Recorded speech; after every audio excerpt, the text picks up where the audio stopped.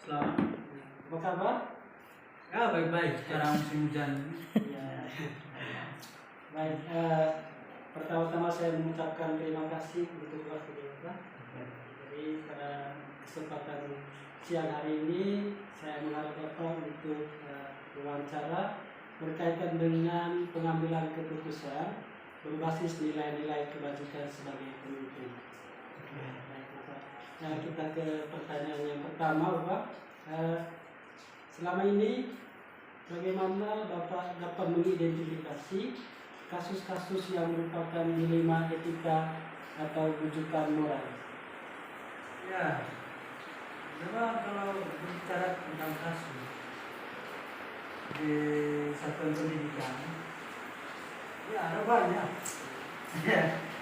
Baik yang bersumber pada guru atau pendidik, banyak juga cukup banyak itu pada siswa. Hanya saja kasus selama ini yang ringan-ringan itu, ya, tidak ada yang berat. Maka sebagai pemimpin, ya, dalam kasus ini, saya selalu diskusi dengan wakil ketua. Begitu ada kasus, ada temuan, saya selalu diskusi dengan wakil ketua ataupun guru-guru yang saya percaya, ya. Guru yang saya percaya untuk membantu menyelesaikan kasus-kasus yang kita jumpai. Ada diskusi yang mereka. Jadi untuk mengidentifikasi kasusnya itu Bapak berdiskusi dengan wakil ketua dan guru-guru senior, ya, yang sudah berpengalaman mengidentifikasi masalahnya siapa sebenarnya, apakah guru, ya, atau siswa, lalu kira-kira cara penanganannya seperti apa, itu akan diskusi yang banyak. Jadi untuk mengidentifikasinya melalui diskusi, ya. Selama ini tentunya dalam pengambilan keputusan di sekolah ada dua kepentingan yang sama-sama benar dan dengan nilai-nilai kebajikan. Bagaimana dengan pengambilan keputusan? ya. Jadi memang dalam keputusan banyak hal tapi secara umum kami mengambil keputusan harus berdasarkan kepentingan dalam hal ini adalah rujukannya itu siswa, ya, karena bagaimanapun kita ada di sini itu mau melayani peserta didik, ya, sehingga rujukannya kepada peserta didik, ya, kepentingan peserta didik dan juga tidak mengabaikan kepentingan guru. Dalam pengambilan keputusan selama ini itu harus berpihak pada peserta didik. Ya. Juga para guru pegawai tetap berpihak, ya. Karena bagaimanapun kalau guru kita bermasalah tentu konsekuensinya dia tidak bisa mengajar yang baik di kelas. Ya. Maka itu. Baik, Pak. Dalam pengambilan keputusan selama tentunya ada langkah-langkah atau prosedur. Mungkin bisa diceritakan bagaimana langkah-langkah prosedurnya. Ya, pertama langkah-langkah yang saya buat yang pertama saya identifikasi masalah apa, ya. Kira-kira masalah ini penyebabnya apa, ya. Kemudian langkah yang kedua saya diskusi dengan teman-teman yang saya percaya. Selama ini wakil ketua sekolah, senior, juga romo ketua kita punya. Karena bagaimanapun kalau cari masalah tetap ujung-ujungnya ke mereka. Ayah, Sehingga sebelum terjadi sesuatu maka saya biasanya diskusi. jadi langkah-langkahnya itu identifikasi terus diskusi dengan teman-teman, Ya. yang dipercaya ya. yang Terus dengan ketua yayasan. ya, baru nanti di rapat sampai di sana. Sehingga tidak ada lagi pegawai atau guru yang bertanya, woi bagaimana solusinya? Ya, persoalan masalahnya ya dengan sendirinya. Sebelum guru atau pegawai bertanya, kita sudah menjawab. Ya diskusi sebelum itu. Ya, dia tidak ada pertanyaan-pertanyaan lagi. Ya, betul. Mungkin selama ini ada hal yang paling efektif dalam pengambilan keputusan, mungkin bisa diceritakan. Ya, menurut saya hal yang paling penting dalam penyelesaian masalah itu, jangan sembunyikan, ya diskusikan dan segera selesai sebelum berkembang. Ya, selesaikan sebelum berkembang lebih jauh, sebelum banyak pihak yang terlibat. Secepatnya. Iya, secepatnya. Dan kebiasaan kita kan setiap pagi ada pertemuan pagi. Ya, kesempatan pertemuan pagi untuk diskusi terkait apa yang dari temuan, ya seperti awal bencana itu kita bicara dalam rapat-rapat pagi sebelum rapat yang terjadwal setiap bulan. Jadi hal yang paling efektif dalam pengambilan keputusan, yang pertama diskusi. Terus yang kedua diselesaikan secepatnya. Terus ada pertemuan pagi dibahas. Dan itu dia Bapak, mungkin selama ini ada tantangan dalam pengambilan keputusan, mungkin bisa diceritakan apa tantangan yang dihadapi saat pengambilan keputusan. Ya, dalam suatu kasus pasti setiap orang mempunyai pendapat yang berbeda, ya, pendapat yang berbeda. Tetapi pendapat yang berbeda ini bisa diselesaikan ketika kita bertemu, membicarakan secara bersama, ya. Dan untuk pengambilan keputusannya, ya, itu seorang pemimpin dia sudah memilih, ya, bahwa jalan keluarnya itu seperti ini. Walaupun nanti dalam sidang ada 1-2 teman guru kita yang mungkin tidak sepakat, tapi secara umum ya, yang paling dominan seperti apa misalnya. Dan itu sudah dipikirkan oleh pemimpin sebelum rapat.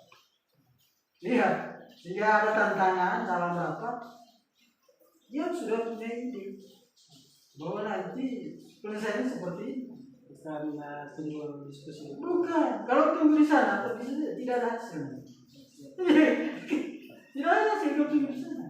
Ya, dia sudah konsepkan bahwa penyelesaian yang terbaik 1 ini, 2 ini, tinggal saja nanti rapat seperti apa. Ya, Ada solusi-solusi yang lain, oke? Alternatif solusi lain. ada sudah. Tinggal di stop. Berarti tantangannya selama ini itu adanya pendapat yang berbeda. Iya, ada, selalu ada. Iya, selalu ada. Itu kan, itu biasa. Ya, jangan pernah seorang pemimpin berpikir yang baik-baik saja. Itu tidak akan. Ya, tidak akan. Apalagi soal pendidikan, ya sistem. Ya, bukan kerja sendiri. Pendidikan itu suatu sistem. Ada guru, ada pegawai, ada murid, ada orang tua murid, ada dinas pendidikan, ada biasa, bahkan masyarakat itu. Baik Bapak, kita lanjut ke pertanyaan berikutnya. Mungkin dalam pengambilan keputusan selama ini ada jadwal tertentu atau diselesaikan di tempat kasus. Ya, itu pakai prosedur procedure atau langkah-langkah dalam penyelesaian masalah, mungkin bisa diceritakan. Ya, jadi prinsip saya begini di sini. Kalau ada masalah, pertama saya diskusikan dengan teman tadi, namanya bagi sekolah. Setelah itu langsung dibahas di rapat. Ya, kalau memang itu penting. Kalau itu tidak penting, maka tunggu pertemuan rutin setiap bulan. Ya, pertemuan rutin setiap bulan ataupun pertemuan-pertemuan tertentu yang seharusnya dibuat. Ya. Tapi pada umumnya setiap hari. Kalau itu penting disampaikan, ya. Jadi prinsipnya cepat selesai. Oh, cepat selesai. Ya. Tidak tunggu apa. Ya, walaupun kegiatan nasional, tapi diinformasikan lebih cepat bahwa ke depan kita punya rencana seperti ini. Jadi selesaikan secepatnya. Ya, secepatnya. Sehingga Bapak Ibu guru pegawai sudah tahu. Tadi kalau sekolah mengambil berarti bakal ada kegiatan seperti itu. Ya. Yang paling rutin itu dibahas pada rapat pagi. Rapat pagi. Terus Bapak mungkin dalam pengambilan keputusan selama ini ada orang-orang yang membantu Bapak atau faktor-faktor yang memudahkan Bapak dalam mengambil keputusan berkaitan dengan kasus-kasus yang kita. Banyak orang yang bantu saya. Ya. Pertama itu ketua yayasan kita. Ya. Dia selalu siap untuk membantu memberi jalan keluar. Yang kedua, wakil kepala sekolah. Tiga itu guru-guru tertentu, ya, yang selalu saya minta pendapatnya, terutama yang terkait dengan itu. Saya minta. Ya. Juga Bapak Ibu asrama. Ya, Bapak Ibu asrama. Ya, saya selalu ini minta mereka. Sehingga persoalan selama ini memang tidak ada yang luar biasa karena cepat selesai. Kegiatan bisa dilaksanakan secara cepat. Iya. Jadi yang selalu membantu Bapak dalam mengambil keputusan itu yang pertama ketua yayasan, kedua wakil kepala sekolah, ketiga guru-guru yang dipercaya, Ya. terus yang terakhir itu pembina selama selaku orang tua mereka. Iya, iya. Baik Bapak, kita ke pertanyaan terakhir ya. Dari semua hal yang telah disampaikan Bapak, mungkin ada pelajaran yang dipetik dari pengambilan keputusan. Ya, pertama, ya, urus pendidikan rumit, ya, rumit, sehingga perlu kerjasama. Ya, jangan sampai orang tidak mau bekerja sama, ini repot kalau, ya, dibutuhkan kerjasama dari semua pihak. Ya, ada guru pegawai, kontes kita di sini ada asrama, ada juga pengurus yayasan di sini. Kerjasama dengan mereka. Lalu yang kedua, cepat, harus kerja cepat. Ya, harus kerja cepat. Karena kalau kita kerja cepat, diskusinya semakin melebar dan bisa saja melenceng dari yang sebenarnya. Oleh karena itu kita secepatnya meluruskan itu, ya, menyampaikan. Ya, lalu yang kerja keras. Kalau kita malas-malas, langsung ya. Harus ada kerja keras dan tekad, ya, tekad untuk bekerja dengan baik. Ya, kalau tidak ada tekad ya, dia repot juga Pak. Ya. Ya, dan juga kerjasama dengan teman-teman. Ya. Jadi pelajaran yang didapat itu ya kerjasama dengan semua pihak. Ya. Harus dalam menyelesaikan masalah itu harus cepat supaya tidak ada diskusi yang supaya tidak ada diskusi yang melebar jauh dari sebenarnya. Ya. Baik Bapak, terima kasih untuk waktunya sudah membantu saya dalam mengerjakan tugas 3.1 baru 3.1. Terima kasih banyak Bapak. Oke, semoga sukses ya Bapak. Sukses ya secepatnya menjadi guru penggerak. Ya. Ya. Baik, selamat pagi Bapak Ahmad selaku Kepala Sekolah SDI Parit. Jadi pada kesempatan pagi hari ini saya ingin mewawancara Bapak berkaitan dengan pengambilan keputusan berbasis nilai-nilai kebajikan sebagai pemimpin ya, di sekolah Bapak. Oke, untuk pertanyaan yang pertama, selama ini bagaimana Bapak dapat mengidentifikasi kasus-kasus yang merupakan dilema etika atau bujukan moral? Oke, baik. Terima kasih sebelumnya saya sampaikan kepada Pak Paul bahwa selama ini saya sebagai kepala sekolah sudah 6 tahun.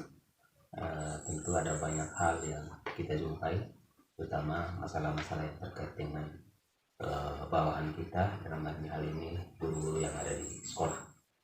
Benar sekali apa yang disampaikan tadi bahwa ada pro dan kontra antara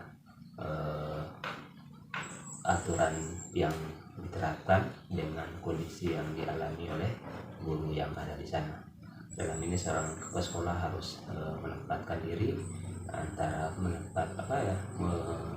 mengikuti aturan yang ada atau dalam waktu juga mengambil keputusan dan mempertimbangkan etika yang dialami oleh teman-teman dalam ini situasi dan kondisi yang ada di sekolah atau yang dialami oleh mereka di rumah.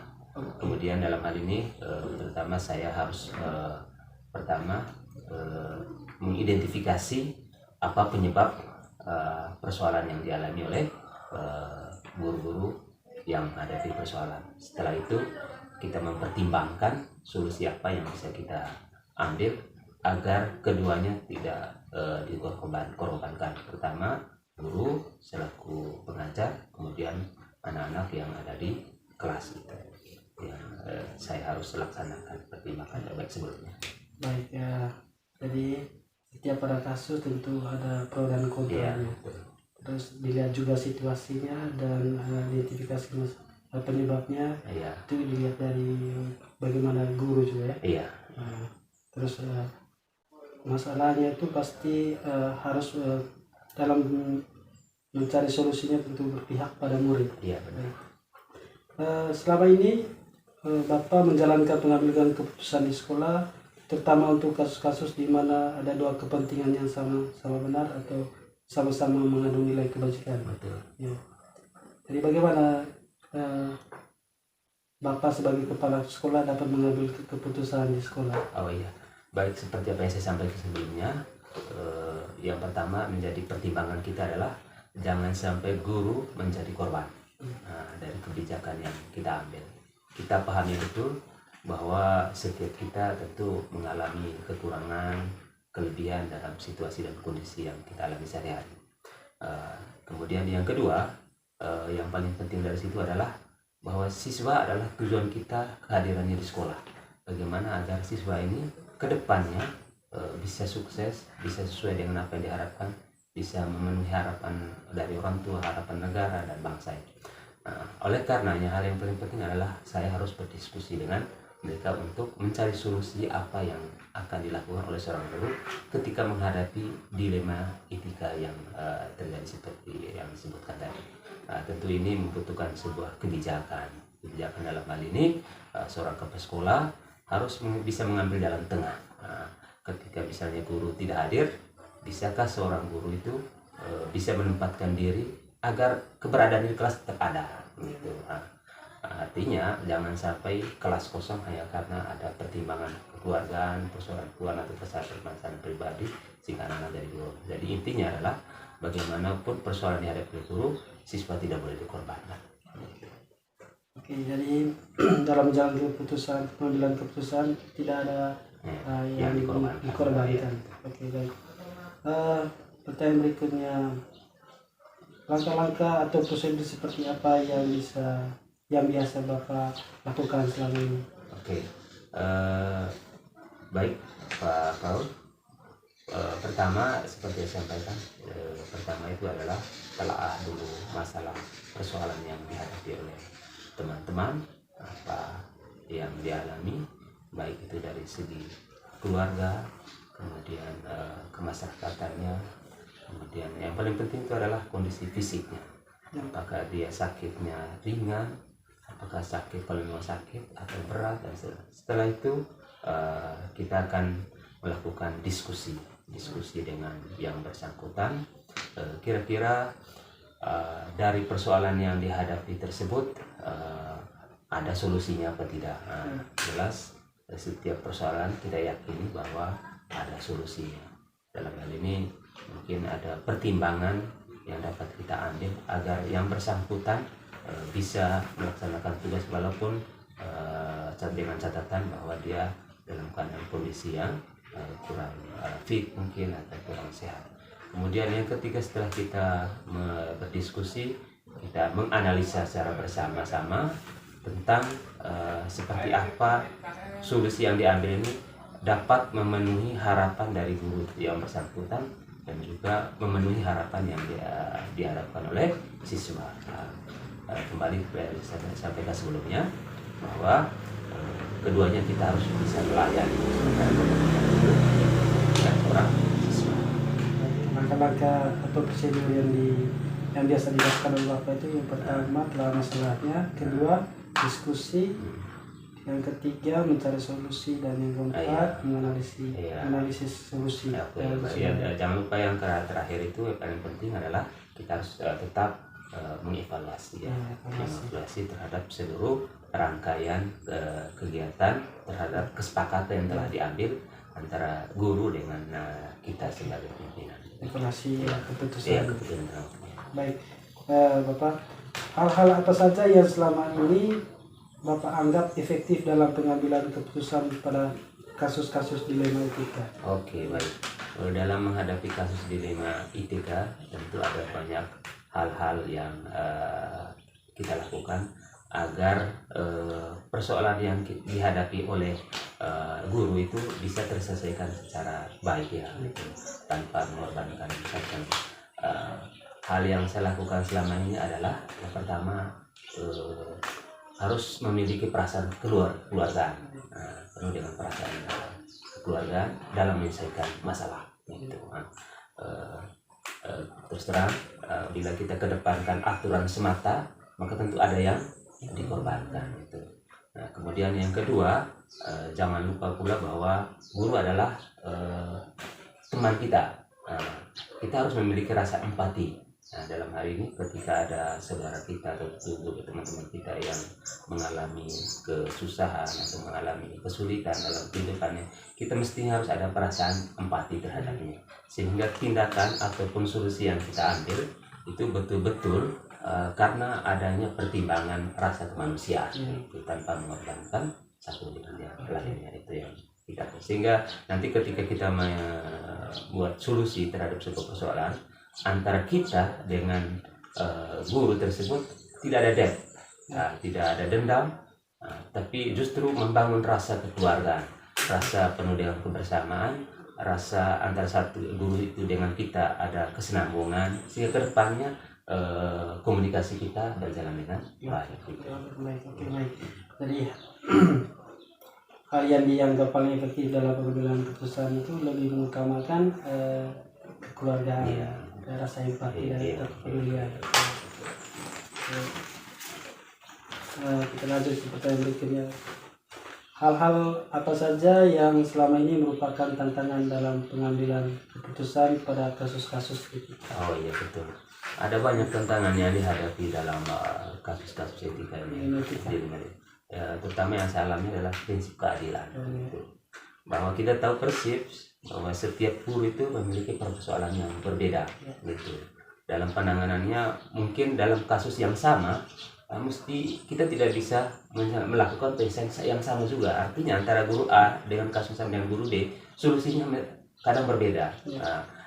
Di sini menjadi pertimbangan adalah pertama rasa keadilan dengan etika tadi itu. Apakah kedua solusi tersebut bisa memenuhi rasa keadilan tersebut? Jelasnya ini menjadi pertanyaan antara solusi yang diberikan kepada si A berbeda dengan solusi yang diberikan, karena pertimbangan banyak hal, pertimbangan situasi dalam keluarganya, pertimbangan dalam kondisi kesehatan yang mungkin. Ini juga harus membutuhkan semacam pertimbangan, dan ini adalah tantangan terberat dari seorang pemimpin dalam mengambil sebuah keputusan, agar tidak ada perasaan bahwa kita sebenarnya adalah orang seorang hanya mementingkan salah seorang atau satu pihak gitu. Jadi ini betul-betul tantangan ini harus membutuhkan komunikasi gitu. Dimana nanti kedepannya bisa kegiatan kita, komunikasi kita dengan teman-teman itu bisa berjalan dengan baik. Oke, baik. Jadi yang merupakan tantangan itu bagaimana menerapkan prinsip keadilan. Terus tentunya prinsip keadilan ini perlunya juga ada komunikasi. Oke, baik Pak. Untuk pertanyaan selanjutnya, apakah Bapak memiliki sebuah tata krama atau jadwal tertentu dalam sebuah penyelesaian kasus dilema etika? Apakah langsung menyelesaikan di tempat atau memiliki sebuah jadwal untuk menyelesaikan? Bentuk atau prosedur apa yang dilakukan? Prinsipnya begini, yang pertama itu adalah antara masalah yang dihadapi dengan orang yang atau guru yang kita hadapi harus kita pertimbangkan situasi dan kondisinya. Nah, kadang seorang pemimpin kalau gegabah menyelesaikan secara cepat mungkin itu juga akan menimbulkan konflik gitu. Karena kadang kita marah gitu. Dalam kondisi marah itu harus kita pertimbangkan saat seperti itu tidak tepat untuk menyelesaikan masalah.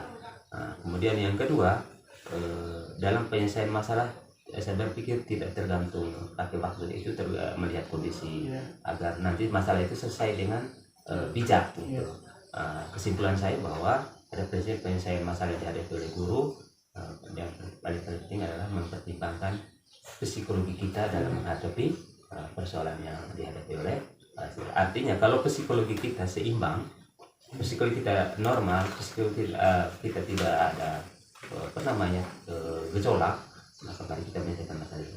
Tapi kalau misalnya masih ada amarah dalam diri kita terhadap yang bersangkutan, upayakan jangan dulu mengambil solusi pada saat itu karena nanti bisa mengorbankan salah satu pihak. Oke, baik. Jadi jadwalnya tidak ditentukan tergantung situasi. Terus dengan mempertimbangkan psikologi kita yang sebagai pimpinan. Terus intinya tadi tidak boleh mengambil keputusan di saat marah. Baik, kita lanjut ke adakah seorang atau faktor-faktor apa yang selama ini mempermudah atau membantu Bapak dalam mengambil keputusan dalam kasus-kasus dilema etika? Oh iya, baik. Tentu ini penting sekali. Salah satu yang membantu saya dalam hal menyelesaikan masalah dilema etika ini adalah wakil kepala sekolah. Itu. Jadi sekolah saya ada wakil kepala sekolah yang saya berpikir ini menjadi partner saya agar nanti ketika saya menghadapi persoalan selalu mengedepankan perasaan kekeluargaan. Jadi kemudian yang kedua jangan lupa pula bahwa ketika ada persoalan yang dihadapi oleh guru-guru lain, penting juga berkomunikasi dengan teman yang bersangkutan agar kiranya mungkin kita mendapatkan informasi apa penyebab dari persoalan tersebut. Sehingga hemat saya yang paling penting adalah dalam menyelesaikan persoalan, kalau memang itu penting untuk kita lakukan, maka kita harus komunikasikan dengan wakil kepala sekolah ataupun guru kita yang ada di sekitar kita. Jadi orang yang membantu Bapak di sekolah dalam menyelesaikan kasus dilema etika ini adalah wakil kepala sekolah dan rekan-rekan sejaya. Baik, kita ke pertanyaan dari semua hal yang telah disampaikan, pembelajaran apa yang dapat Bapak petik dari pengalaman mengambil keputusan dilema etika? Oh iya, baik. Yang pertama kita harus berpikir bahwa hari ini ketika ada partner kerja kita yang mengalami kesulitan, hadapilah dengan perasaan yang penuh dengan kekeluargaan. Bagaimanapun setiap kita pasti banyak masalah, banyak hal yang kita alami nanti ke depannya, banyak tantangan. Oleh karenanya belajarlah dari kita, mungkin harus belajar dari teman-teman kita. Kemudian yang kedua, penyelesaian masalah itu jangan selalu mengedepankan emosi ataupun dendam, hindari itu sedemikian rupa. Kemudian yang ketiga yang paling penting juga bahwa tidak selamanya aturan yang kita buat itu akan berjalan sesuai dengan apa yang dihadapi di lapangan dari sekolah. Tapi yang paling penting juga solusi yang paling tepat adalah bagaimana kita menyesuaikan situasi dan kondisi yang dihadapi oleh pemerintah dengan penuh pertimbangan antara rasa keadilan dengan aturan yang ditetapkan di sekolah, sehingga nanti ke depannya antara rasa keadilan yang dimiliki oleh teman dan aturan yang kita buat selalu ada pertimbangan, konsekuensi dan tidak ada Baik, refleksi yang luar biasa sekali. Jadi pembelajarannya itu ada, kalau saya catat di sini ada 4. Yang pertama, kalau dalam mengambil keputusan hadapi dengan rasa kekeluargaan, terus tidak mengedepankan emosi atau dendam, dan aturan itu kadang tidak sesuai dengan kenyataan. Seperti itu. Terima kasih Kak Fiat sudah bersedia menyediakan waktunya untuk saya wawancara. Terima kasih banyak. Selamat hari ini.